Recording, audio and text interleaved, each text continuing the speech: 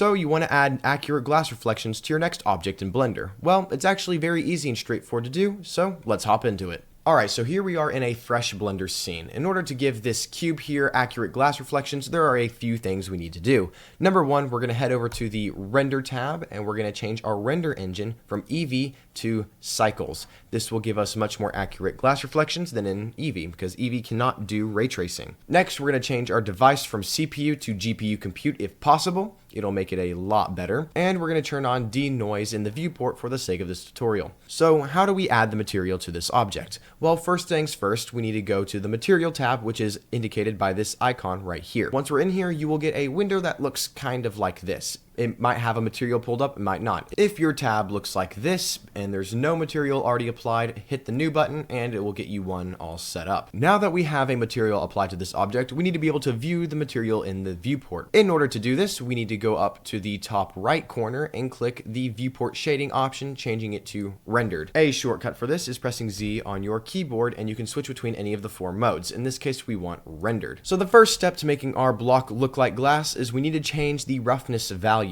So our roughness value is currently set to 0.5. What we want to do is change this to around 0.1. A nice reflection is good and all, but the block needs to be see-through in order to be glass. So in order to make it see-through like glass, we're going to head over to our Material tab and hit the transmission.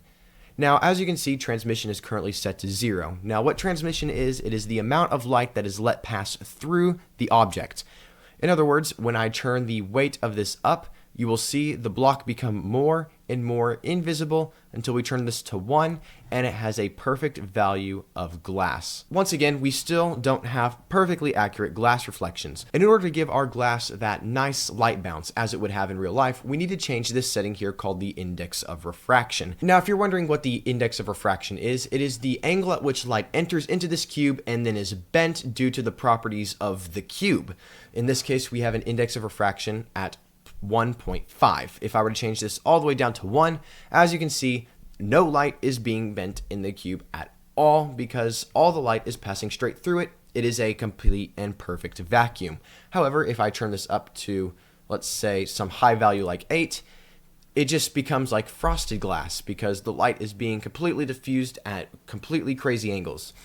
Now, usually for our purposes, you're going to stay somewhere within the 1 to 2 range. Like, for example, water has a value of 1.333, but when it comes to the index of refraction of glass, you need to keep your values between something of 1.4 and 1.7. Now, depending on what you're doing, this value might change, but I've found a value of 1.45 looks pretty nice for my renders. Now we have a nice cube with nice, accurate glass refractions. But with that glass texture applied, you can apply it to different objects like this globe I have here. As you can see through my rendered viewport, this glass has nice refractions of the continents on it as well as the background, which just makes it look really nice overall. But while it's nice to have nice realistic glass refractions, what is it without a camera set up to capture it? In order to figure out how to set up a camera for your scene, click on this video to figure out how.